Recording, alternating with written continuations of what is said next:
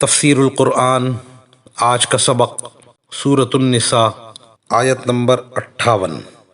اعوذ باللہ من الشیطان الرجیم، بسم اللہ الرحمن الرحیم۔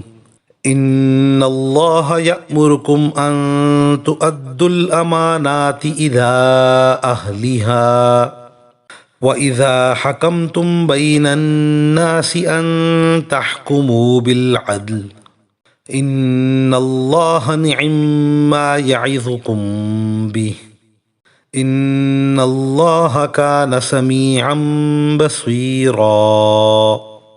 ترجمہ: مسلمانوں، یقیناً اللہ تمہیں حکم دیتا ہے کہ تم امانتیں ان کے حقداروں تک پہنچاؤ، اور جب لوگوں کے درمیان فیصلہ کرو تو انصاف کے ساتھ فیصلہ کرو۔ یقین جانو اللہ تم کو جس بات کی نصیحت کرتا ہے وہ بہت اچھی ہوتی ہے۔ بے شک اللہ ہر بات کو سنتا اور ہر چیز کو دیکھتا ہے۔ اس آیت کے سبب نزول میں حضرات مفسرین کرام نے یہ واقعہ لکھا ہے کہ فتح مکہ کے دن حضرت صلی اللہ علیہ وسلم نے عثمان بن طلحہ سے کعبہ شریف کی چابی لے لی تھی۔ ان کے خاندان میں عرصہ دراز سے کعبہ شریف کے کھولنے اور بند کرنے کی خدمت آ رہی تھی، جس کو اہل عرب سدانۃ البیت کے نام سے تعبیر کرتے تھے۔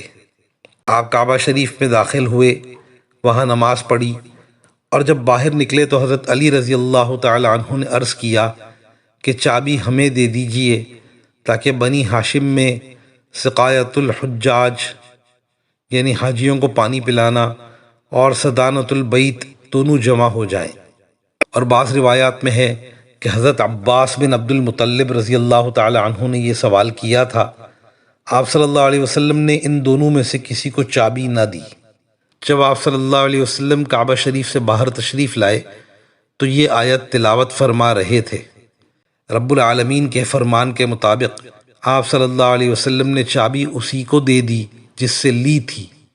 جب آپ صلی اللہ علیہ وسلم نے ان کو چابی عطا فرمائی تو فرمایا، اے بنی طلحہ، اس چابی کو اللہ کی امانت کے طور پر لے لو، اور اس چابی کو تم سے ظالم کے علاوہ کوئی نہیں چھینے گا۔ اور ایک روایت میں ہے کہ آپ صلی اللہ علیہ وسلم نے فرمایا، اے بنی ابی طلحہ، اس کو ہمیشہ کے لیے لے لو، یہ تمہارے لیے خاندانی میراث ہے۔ اس کے بعد سے آج تک یہ چابی انہی کے خاندان میں ہے، کیونکہ رسول اللہ صلی اللہ علیہ وسلم نے عثمان بن طلحہ ہی سے چابی لی تھی، اور درمیان میں حضرت علی یا حضرت عباس رضی اللہ تعالی عنہ طالب بن گئے تھے، اس لیے اللہ تعالیٰ نے حکم دیا کہ امانت کو امانت والوں کے پاس پہنچاؤ۔ وآخر دعوانا ان الحمد للہ رب العالمین۔